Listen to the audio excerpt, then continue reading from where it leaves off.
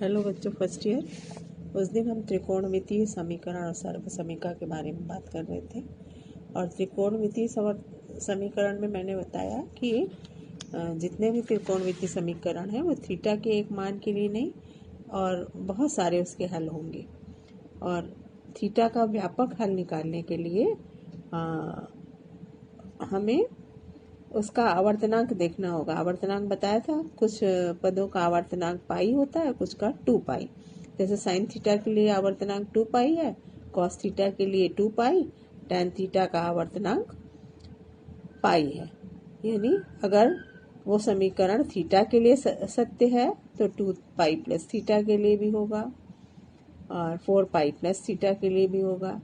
और टैन में यदि समीकरण है तो यदि थीटा के लिए सत्य है तो पाई प्लस थीटा के लिए 2 pi plus theta, 3 pi plus theta, सबके लिए वो सत्य होगा। तो एक त्रिकोणमितीय समीकरण के अनेकों हल होंगे और उनका एक व्यापक हल होगा। वो निर्भर करेगा, उसका सूत्र है कि त्रिकोणमितीय समीकरण किस रूप में दिया है, साइन के रूप में है या कॉस के रूप में है या टैन के रूप में, इस पर निर्भर करेगा। तो पहला हम लेके चलते हैं कि यदि त्रिकोणमितीय समीकरण साइन थीटा के रूप में है तो साइन थीटा के रूप में यदि समीकरण हो तो थीटा का व्यापक मान क्या होगा। यदि समीकरण साइन थीटा बराबर साइन अल्फा है, अल्फा कुछ भी हो सकता है, तो थीटा का मान होगा अल्फा हो सकता है। क्या क्या संभावनाएं हैं थीटा का मान होने की? अल्फा है ही है, अल्फा के साथ 2 पाई प्लस अल्फा भी होगा, pi minus alpha, 3 pi minus alpha, इस तरह से उसके मान होंगे। तो एक उसका जनरल सूत्र बना दिया, वो सूत्र है theta equal to n pi plus -1 की पावर एन ब्रैकेट में। यानी एन अगर 1 होगा, 0 अगर होगा, एन इक्वल टू 0 तो केवल अल्फा मान हो जाएगा, है ना। और एन अगर 1 होगा तो 1 होने पे ये पाई माइनस अल्फा हो जाएगा, जो कि यहाँ आ गया है।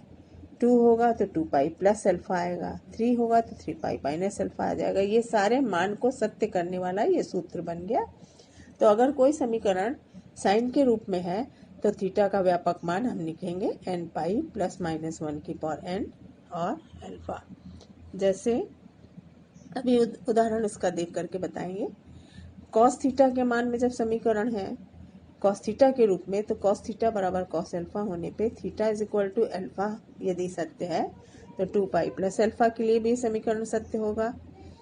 Alpha 2 pi minus alpha, minus alpha 2 pi minus alpha, ये सब के लिए ये समीकरण सत्य होगा।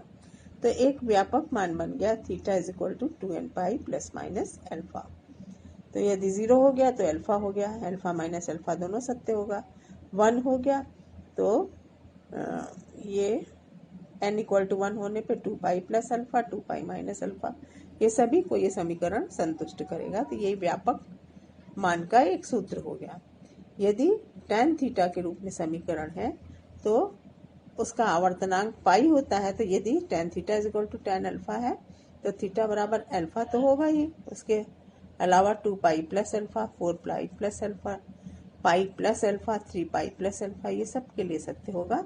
तो थीटा बराबर n पाई प्लस अल्फा, ये इसका व्यापक मान हो गया। अब एक एक क्वेश्चन हर एक का ले लेते हैं। जैसे पहला एग्जाम्पल हमने लिया 2 cos theta minus 1 is equal to 0। तो कॉस थीटा का मान हो गया 1/2। अब 1/2 कॉस के किस कोण का मान होगा? कॉस पाई/3 का। तो अल्फा का मान हो गया पाई/3।